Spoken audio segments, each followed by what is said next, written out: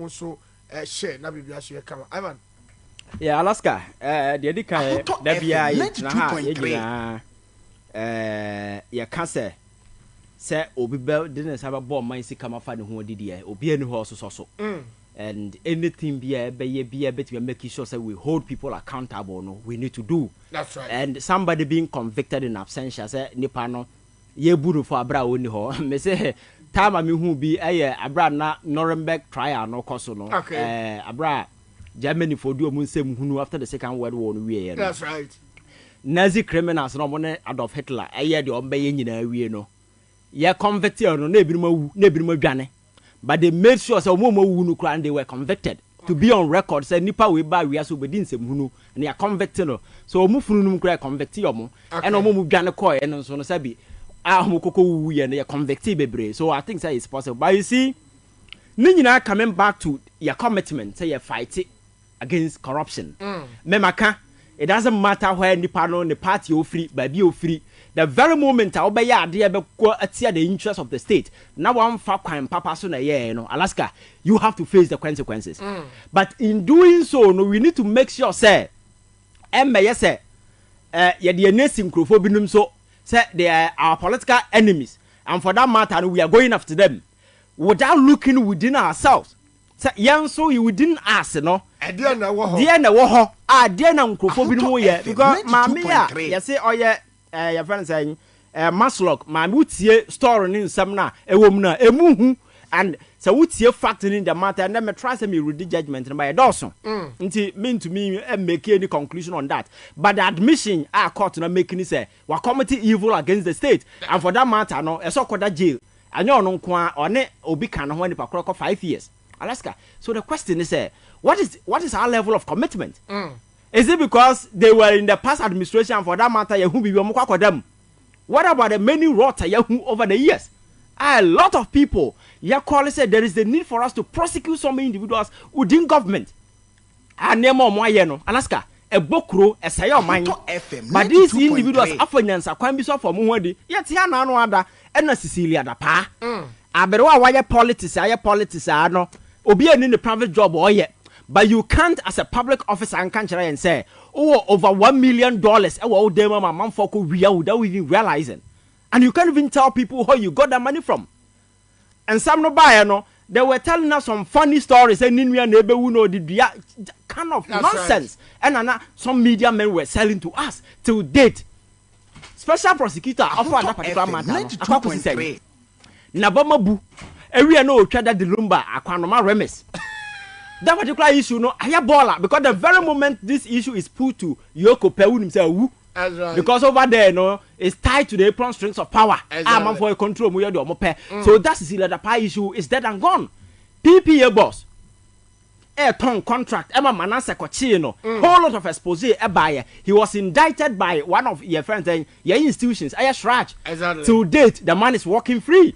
And there are several other individuals. But me, I am there, Alaska, because you see, I'm not crying out to her, creating an impression, say, and I say, we are reaffirming the fact, say, you know, we are against your friend saying, government practice like corruption, those kind of things. And those people know we need to weed them out. And in the future, no, so buying be ban or energy say, make sure say these people will be prosecuted. So buying them in yes, so but no, you can't live here because you see, we've gotten to a point that Ghanaians are wide awakened.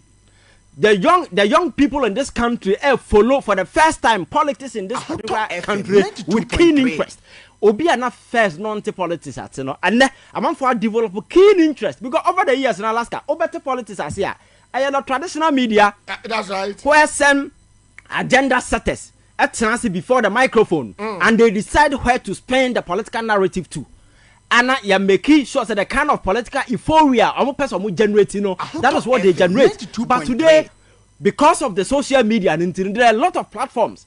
Whether some people are selling ignorance or whatever, one way or the other, they're able to put their message across. And the message, you know, at some point, coherent for other people to say, so the interest of the ordinary Ghanaian, so far as politics is concerned, are deepened, and then it's so easy on the geopolitical arena, Alaska, to cross carpet to look at what is going on elsewhere. Now we make it that salient comparison. Now we be say the air cost or my muhai, identity being cost or has. So people must be made to answer for their crimes. So in the future, no, people should be ready. Said the crimes no more committed, and I'll be so much disappointed whoever become president. I will be president. Now, media, sir, Professor Mills, the Nubino, Ghana for me, and young fan Chomo. Sir, Alaska, that nonsense will not happen in this country. Oh, really? Oh, I'm telling you, because we've gotten to a point people must answer for their crimes. You see, Sawoko Asia and Naya is a ope baby economic growth no spendulum no as penny to a when him say Vietnam is marked as the new China because of the economic advances they are making. Wow. Today, Indonesia is spend say in the next maybe 30 years, you know, yakase bobo 5 global giants in terms of economy. You can't mention without Indonesia. Very well. So these countries na amomuswa, they are growing at a lightning speed, and Vietnam, I institute one of the most stringent anti-corruption measures are say one of the billionaires mukrum wa committed fraud wa real mansika and ya wanu kum for. That's right. Death sentence or a real estate takum ena wa fanyansa kwan so ena wa bo man no kro no because in Vietnam or mine in such a way say an individual cannot hold more than 5% your friends shares in a bank. More than 5%. Yes, shares. one person, because one person will make sure say one person will not have some control over the banking system and do the obey. But this is what this woman did. Ono ankasa only 4% share in a bank. And now all setting up sell companies. Sell companies. And now or 3% my way, no my way 2%, no my way 9%. And on one friends and cronies, Madame Fana Alaska Browska, cut off 4%. So you can't buy more than 5%. That's right. So at the end of the day, on only crow for part to the shares of water, I wouldn't 90%. And she caught a shot. 92.3. And now Communist Party na net no boss na or your party chairman, no, or your protege. Okay. So this woman was able to bribe everybody in Vietnam to the stand say. Otimi for $1 million. Now they are bribe bank, you know. Me say her Bank of Ghana boss, no their mano. Police IGP no bribe no. So she was over the period from 2012 to wa bribe will be to the sense say ono ko otimi awie sika over $12 billion. As at $12 billion no. 3% of the country's GDP in 2022. Wow. So one person etimi wia on my sika 3% of the country's GDP. A chiro say yes. And to muhu sadi no say no. This is an economy amani muso. Give you glimpses of hope. Say omani ye kwa nim, and we are not going to sit down and allow some of these things to happen. And the court no court so by a cover. Alaska, she has been sentenced to death. That's right. I have big message to people out there. Some person bokro no enya ya maimu. Enya Vietnam because they shown all the indications and they are growing. And it's a winning Vietnam history. Say obati America soldier ni bia or ka wa asem bia na o date back to Vietnam. Exactly. Vietnam tete pansame. Nobody ever thought on betimi abo man so Alaska omo ba back no they made agriculture a backbone. O say Ghana ni so tonkonwa obati me Turkish way Turkish way and that particular way no omo age all the furniture ever Europe and America and do now from Vietnam neighbor. That's right. So the economy is booming. They are doing something to turn the economy around. Ask yourself, a dear ben no has a buying no bar, a dear ben na yakase economy no, na 9 SCD so we are doing one or two things to turn the economy around. So local production be boosting. Apart from say young couple busen ye sika no, nothing. And nipa we sika, nothing happens to anybody. I'm cutting corners. Yes. Where people are making conscious effort to grow the economy by making sure that they don't allow people to steal from the country. In your hand there, Alaska is so easy to amass wealth to yourself. It doesn't matter where you do got that particular money from. And I buy no bunny guso and a man for ye the mope because AkuffoAddo promises all the man Ghana for say he will protect the public purse.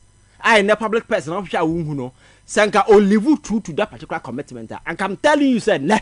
And Ghana need this kind of disaster. But I don't know. We've created a room. There is enough motivation and incentive for people to steal. And there are some who even say, when you're when you're buying a sign, 2.3. When you're to win. Yes.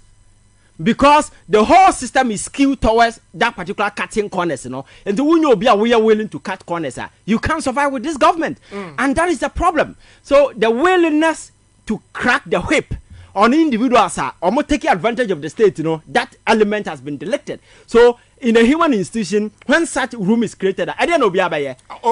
Free for. My catcher says, just imagine sa hotoha muti. Emra niha. O point a ukwe to camera na de ko. Unless you kwa no afa microphone back no de ko. Ubisa na asime ko YouTube ofie. O se ebisa asime ko Facebook ofie. Otin we be na obetu your friend say air condition no de ko. Ubisa na asime dan mu yase.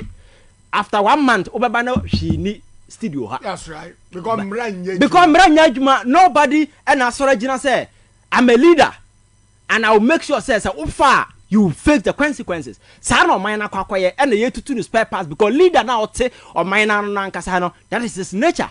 There are several instances of corruption and the whole president has been cited. He has been pinpointed until date. Obianya investigation to clear himself. He doesn't even give a damn about it because Al Jazeera, this is an international, your friends, a media organization. Our cited president in the fraudulent act. Alaska is huge. That's right. The integrity, the reputation of the president were on the line. He threatens Obesi Omo. Akosi saying, and they dare him. They dare him, say he should go ahead. They call the bluff of the president. To date, nobody has been able to do anything because they know, say, yes, behind every smoke, biano. Bibi wo ho Alaska. So this is in some way home. So say abaya say oh eduru ba bi dia e kwa kofa nkrofo bi ya fanyansa kwan ya prosecute omo but we didn't afford yankasa ya ho de ya nim de ekoso but we are not willing because aban is serious. I am telling you say benya over 100 people who face prosecution under this government. So another day about this whole fight against corruption, you know, the insincerity and the dishonesty are indenting no Emma Abamfo who any seriousness because we are serious who jelly tamaklo no now who fa nipa omonso no genuinely no oma cause this you are jailing them and you are prosecuting them. That's right. You got caught in the jail obi and individuals in the jail obi so you cannot sit here and say jail obi and jail way exactly. Let them go through the prosecution mail. I don't know when they come clean people you say you tried but so you see a pick and choose that is exactly what is happening because you cannot tell me say we cannot get a single person to face prosecution under this government because a serious candidate. Even the president himself is a candidate for prosecution. But President AkuffoAddo na nkasa a candidate. But the constitution is a kind of immunity. You see, that is why I have issues with this constitution. Yes, and Americans say you see your constitution outlive the essence and usefulness. The reason why those clauses were slotted into our constitution then because of Rawlings's background. Okay. Because Rawlings was a military officer. Taking over and in the military now Urban, you know, sir, he committed a lot of way and you see that's right. To do a clean house exercise, you know, he might have committed a lot of atrocities, both economic and political, against a lot of people. And those particular clauses were slotted in to protect him. Okay. Because and yes, I know China. Never for prosecutor, no. So that particular thing was done to protect Rawlings. But today he's not there anymore. So it means we need to work. We need to work on that. So in the course of your president, in the middle of it, commit a crime, you can be prosecuted. Look at what Donald Trump is going through. Serious. The first American president to face criminal indictment, criminal prosecution, Donald Trump. The first person coming close, Nixon, during the Watergate scandal. But unfortunately, no, President are not so then, Ford, Padeno. So he didn't go through criminal prosecution. But today, the hash money trial going on in the US. Also CNN and as it's all over. Donald Trump. He is a presumptive candidate for the GOP in the upcoming elections, but he's facing criminal prosecution because ansana over 2016 elections, you know. You say on an adult film, your friend saying model be your friend Stormy Daniels. Again, is on any die. And now Trump on person become 170 or man a lawyer, Mark Cohen, a command bribe so miana no, and another lady so on also on the baby, and on also say. Asem no oba can abonten e na oma company ever talk get no right to say wasem no ya pese the movie nti be kan kire. The very moment you sell that to the company you have no right to disclose it anywhere because omo dey kwa movie omo ye no omo kan to omo fa nye movie bia e na ya say abrante ba koso ya adwuma o Trump Tower or ya doorman ono so kan say onim se Donald Trump awo baby na ba na wawo no ba beka e no so obuko yi $30,000 no mo de ma no so nya Trump sika na ode yes ade no nsa America kwan fa so mo fund mo political parties a donation from individuals and so forth and emra da ho de wo sa sika na beye enti obi a otifia oye NDC na MPP na wa sonde ni sika koma party se party e yemfa nya campaign umfa ntimi mfa nkonkotu awo adult train wo abra bobo na ka eno ho amane lo ohu no you're sitting president facing prosecution and that is how it's supposed to be. And the president, you know, because everything about happen, I will chroma biano, about happen about president being cast on your way. But the question is that dear Ben, oh yeah, yes, I be able to mitigate the negative effect. Because the economic challenges, you know, about affected Ghana for.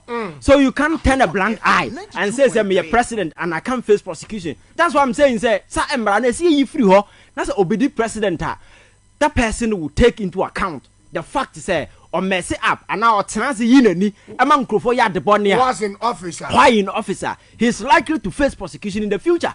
That is why we need to amend this provision. But the question is, President Ben Abaya willing so amended that particular portion when he knows say or yes or take away the immunity or nobody will be willing. But yeah, as a people, as stakeholders, you know, we need to force and make sure that is done.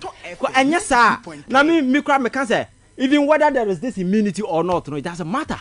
President AkuffoAddo, you know, Kotena Fiesi here. Emrana say you can't prosecute him. That's right. But you can investigate him. Sure. Alaska, there been the borough so yanim go says over time president that never TV so commission him was scrutinizing a mobile who do yeah. If you won't prosecute, you know. That one is even enough. And your court on quo. So camera seen so. Tena srena panstaman 7 no out to tune num to gu nanim asia. That is enough. And I think that is the point because you see we need to send a message for a man for who's a Ghana na da ho first or officer obi for telephone kasa we no ejat form because you say your friends are Rollins there abind there that attitude obetimi atena government house oko secondary school teacher for no mote bungalows ne police for no mote bungalows go and look at the building how much team atitia pan something say time window nukra on obi anye an estate bi anu ho mo yes I because you bind there but the same person asidan ewo e bia kwabrenya ba bi o de ama han every week bi o kokohwe say tenant no moto no o penti dan no that is the attitude, that is the mindset. So ask us, something need to happen in this country.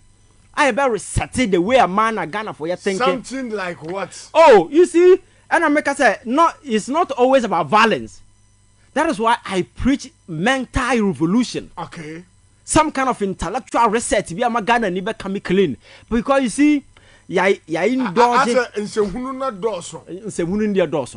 And a partisan emotions in the dorsal. And a tribal persuasions in the dorsal.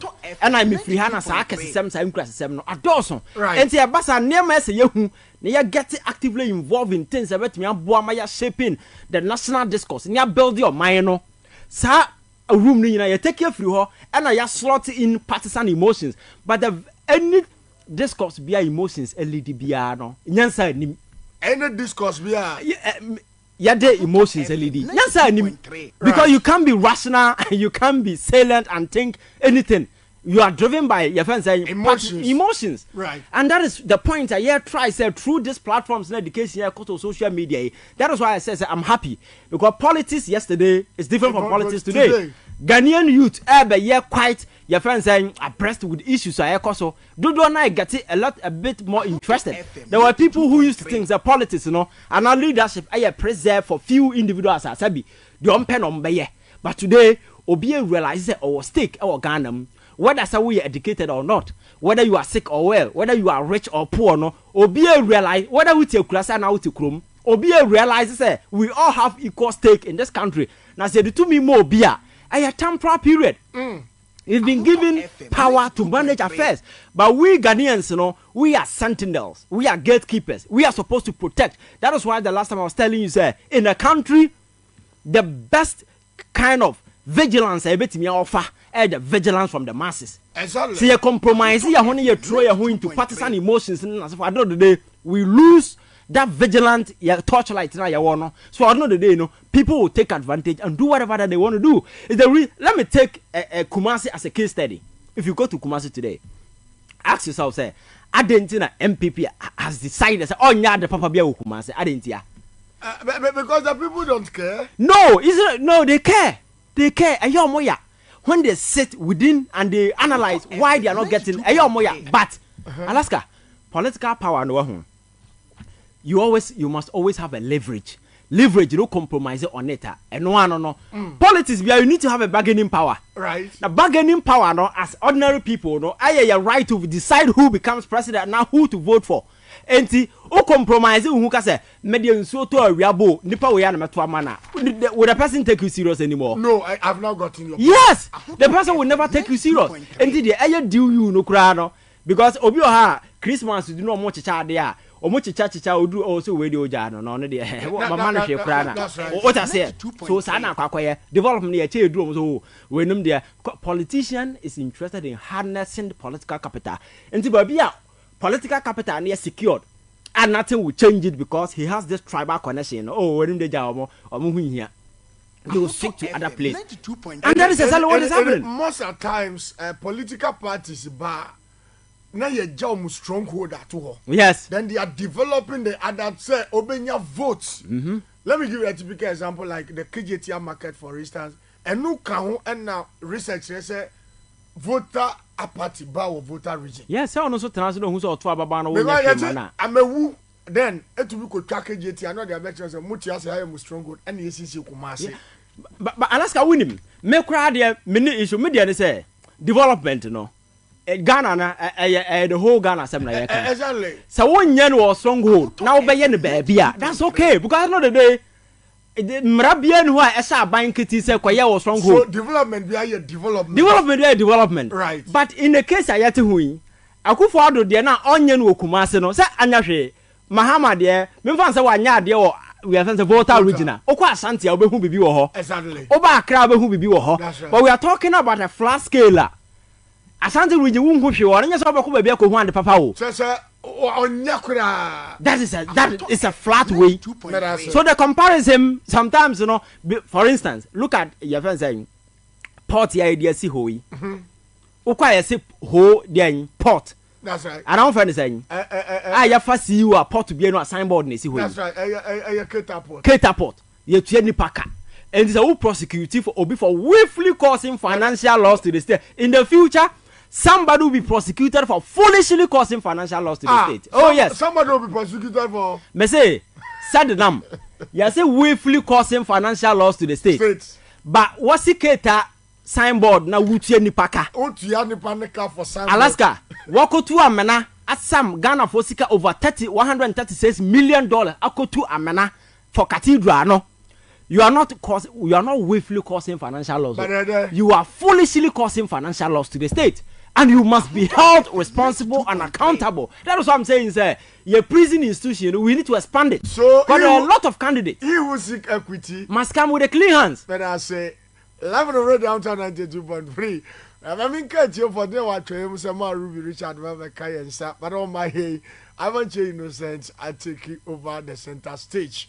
Na time no kwa na ko aka eye pentinamito train ya yesi yetu aye de akobo we ne de ka ho ehun se bebre na kai se show we no show live on social media handles ne nyina so na onko Instagram Ahunto FM official, TikTok at Ahunto 92.3, Facebook at Ahunto FM official, Twitter at Ahunto 923_FM and YouTube no Ahunto TV. Every Focus Media Awards. Who yami enti and a mebo moanoba. I can't no after say no 3-month period near ma. But this time just 1 month. Competition is very tough. To abandon farmer to say we be the whole Ghana political program talk show host or your pabini a jatia ton. You cannot crema Ghana phone your qua. Yes, Alaska the Dawn. Member drag competition in B. That's all person Alaska winning a year convincingly and massively for not to abandon ever mammy for phone a year star 800 star 600 hash star 800 star 600 hash. What send the Abeka to enter nominee code. Mimi code near 567 567. who send the people say the Emmanuel Marte into bracket Alaska the Dawn Ahuto FM aba and also send the Abeka to say enter number of vote baako bia no eye 1 CD na we no eye national tie to aba no ubo 10 na ye betu 10 CDs ubo 20 at 20 Ghana ubo 100 Ghana ubo 50 at 50 Ghana na ade asan ye de wo ho so ni say so only the highest vote across the country after everything you send the car besan pay so at the amount last year your colleague we eso enya car come up ohini babu ama benie enya car no it this year no I was say mo amu say necessary we are thousands of I was say mitwi I no matna front why we see fam na ni nyina mo no e ba so pese Alaska de no e winia which ubepe a 0249 56 88 22 0249 56 88 22 edi ababa so no eye Emmanuel Marte na afi wonso wotumi adana kama na bibia so aye kama usani ya beto ediama Herbal Technology say we pains bia no waba obete ne te ediama for Herbal Technology 0208 33 77 11 0208 33 77 11 Ivan Che Innocent Ahuto FM 92.3 yes it train na ye try from Poland ye dey aba yami chade anase but say na man say yes driver ni na mususu ye jailing for 6 months driver ni ban yes driver ni mususu say ne car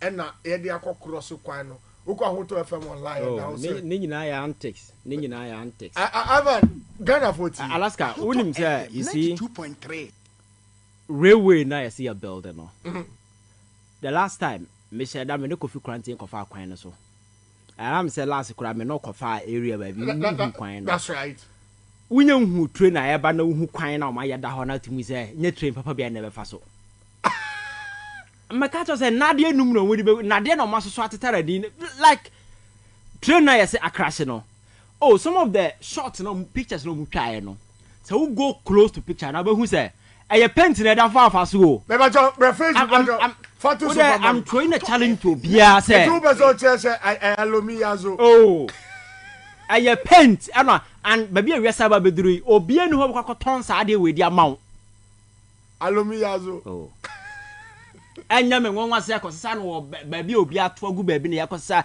because Ghana for we are capable of doing everything because we don't respect ourselves. Everything we do is for politics.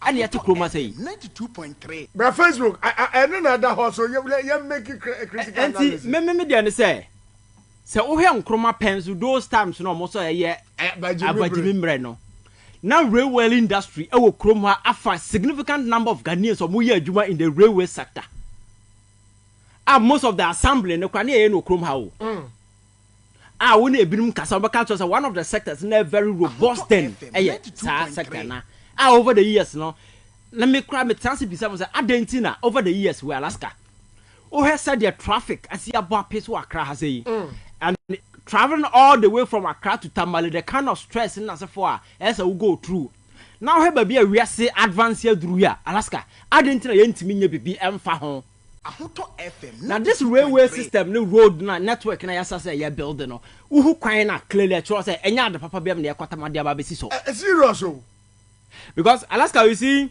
we are not transform to the sense and Ghana for na uhu omo ha wote Accra ha no dodo na to kwan kwama no ne and sir transportation in terms of railway na Ghana for access no when they come to this country people expect at least ombenya something na ene nya pekura na level no similar bi wo ma obenya some comfort na Alaska sa nemo yakokose sa besi ade we so eye train I am not sure say and you see a bar eye nema na de ba betwe and those kind of stuff so I know the day amount of money yasisa gum se de ba be we no the money will go waste 1 year 2 year after train no na say and we are kosi me say train no any good condition I am challenging anybody be say they should go and look at the train a pentimamento a train and is your and again 2.3 some no more can say abba na crash it away it's a lie. Alaska, this is a railway line at all.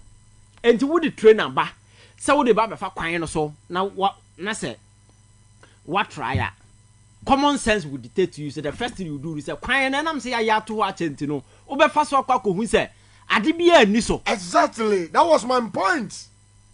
Adibia ni kwan no so ansana na ada wabodam say wakoto trainer ba e kwan na ya da hahwe mfa so no say dua kwa betime guato so. Meanwhile because train kwan no enam kwayem. Me masasi kodia ba enam. So and natural say it doesn't make sense. They are not smart too. It doesn't make sense. You see, and some more canon as a form no and so and a train no do not say no more about Kroma saying. Because you see, started railway transportation system are very robust. I have a boyan, ama ye road networking as a for now. Train it, the do I saying. Now do say na a crash ye. Back when I crash in and one answer. Now you're clear, I know so. No, Anna, Kiana, almost circulate to social media, no. That Ben will be cooked as Saki no picture because Saki and not any yet. Exactly. The one that cooked as Saki and a picture, but no picture, no. No, him Saki and no sequino, so and oh, yeah, then. And I are drawing. I think they should come clean. That's right. You see, I keep telling people, say, if you want to be a criminal, you have to be a professional one with zero mistakes. Oh, yes. If you want to be a criminal. Yes, you should be a professional one with zero mistakes. You have your back against the wall. So when you commit crime, there is no room for people to find out until a number of years. Because that is what masterminds are criminals, you know. People who take crime as a career, you know. Professional win, that's what they do. Whenever they are committing crime, that's right. Or making sure that there is no way out. And or planning or not planning is a masterpiece. But you can't be doing these things and sell to the public and believe, say, you can hoodwink everybody into believing, say, indeed, this is this. At the end of the day, say, in the next 4 months, you know, so what is a train no and or chrome higher? Then the explanation is, say, obedient, the accuracy crying or something, crash it. And I'm saying, sir, near my and son, at twice me and son, I crash a train, the lawyer saying, oh, chroma said, do not say no more try. Na sector said in city Alaska jokes no Dawson. And everything is for the optics of, for the politics of it. That's right. Yeah, serious say yeah, they ever standing the test of time. And Alaska. And then we from you say train no pay. But Ivan, it seems that as I'm now cannot we have to train for. Now Alaska me can sama. Oh no, I said not say here we don't speculate.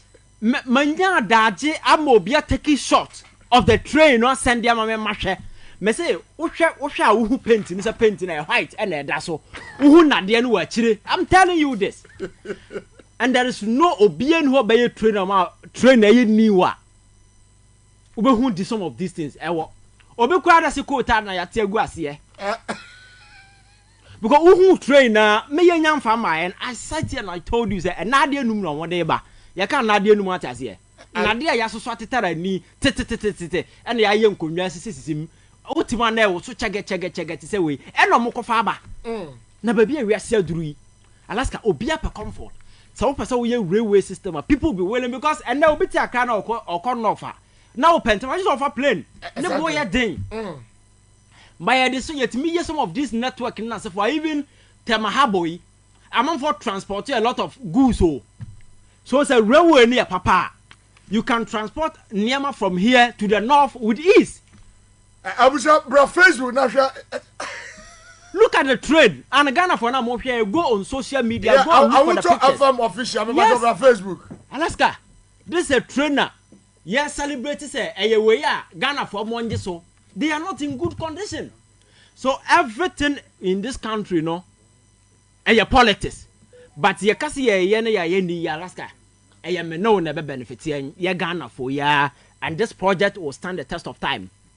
Because young kwa chirikura no ukoye nnuanu mo ye hwene ya no ya na and ukwa South Africa speed train ubenya bi wo ho. That's right. Ubenya bi wo ha ya yo. And people have tasted these things and they will can't trainer Ghana ni na what to kwan expect at least something similar.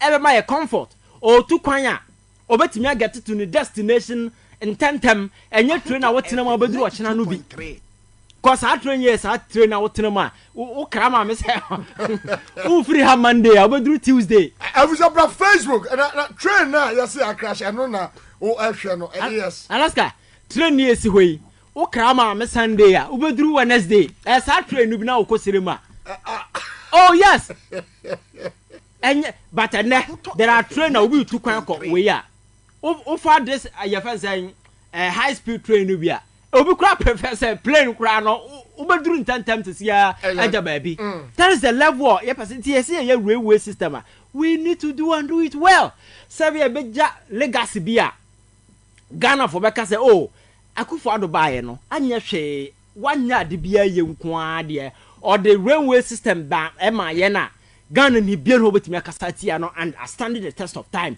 and this is a blueprint at that. Until we can't do a single thing in this country and do it well. Everything is about money. Until now to now we have Ghana sectors in Alaska. From your financial sector to your education to hefa and the social lives of Ghanaians is on the line. Nothing seems to be working in this country. And a diabo and I say ya bro na ye bayi and I say a certain individuals been a free say sabi ya bia kwan bia momo ye nyusu Ghana nyemfa make sika. I mean that is what I believe. Because I think say these people have just hijacked a political party and they are using it to steal everything in the name of Ghana. And that is exactly what they are doing. And they don't get tired because they have insatiable desire for wealth. That's right.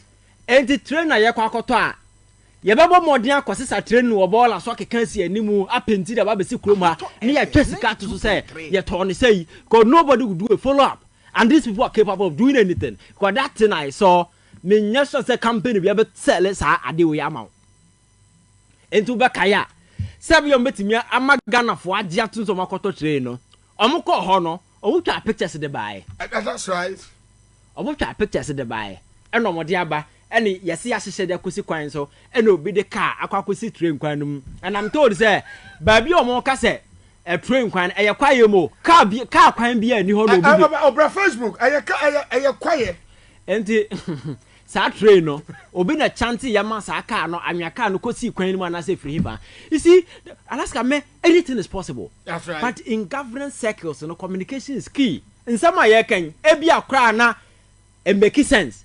But how to articulate it in a way about coherent? Ama Ghana ni ati no. You cannot assume say everybody is a fool and you can just put out any narrative and Ghanaians will accept. But unfortunately, no, we have a media that is not critical.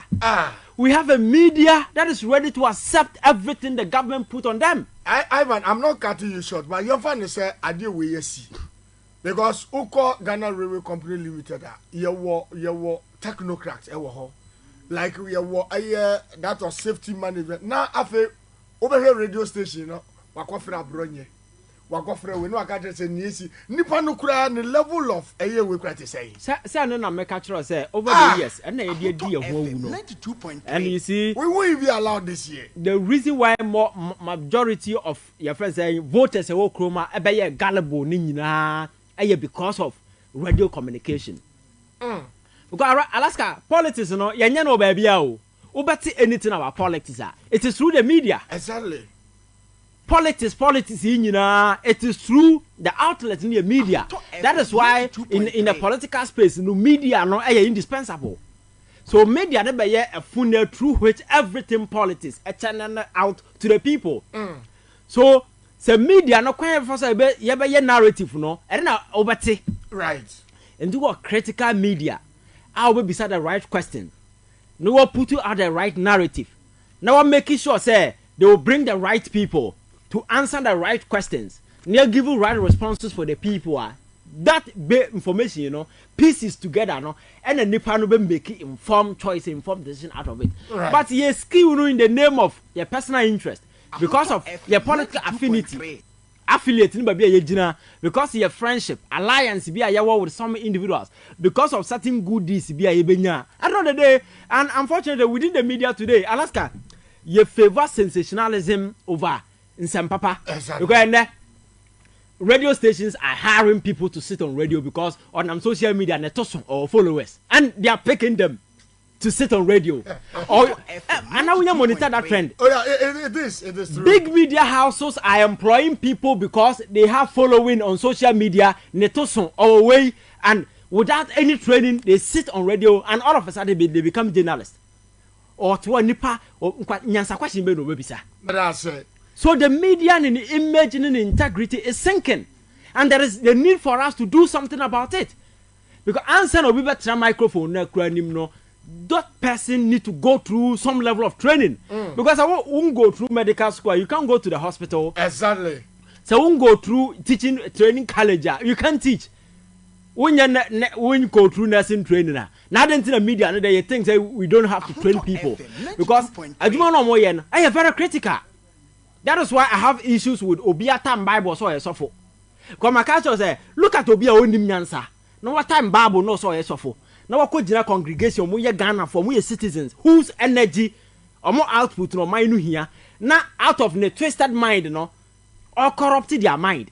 I know the who suffers. It is our mind, Exactly. So you don't allow those people to have access. You don't create access for that person to come into direct contact with the population, with the public. And that's how poison when you know they become a burden. But I say, Ivan Jados and Nathan and Kano, George Yao, Amoa, or your vice chairman, Maluwa West Akim as a man kasi. Or say, Ivan Yada say, now, in fact, Ivan Waka suppose MBB Abano say. What do you say? You curse one, papa, we criminals and devil.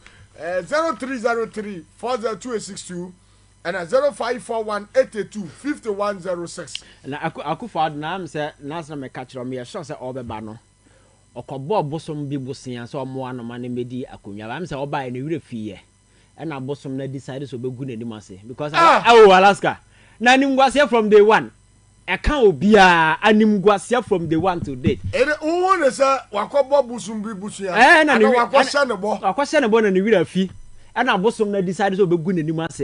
Now, no, who is a politician? Who politician to be called with you or Cabo Kuno Quajanoka? Or be wolf for Bitimukajano? Papa, Mark Quain, who is a 1 year DBN is a panties no year. That's right, panties MP. No, what you know, Niamana no good pine and also when you pan, but when you're at DBN is a panties no year. Every Abani is case. When I say, right, Mammy for course, I feel wrap up on that matter so bad. Yen is snap your family. Meanwhile,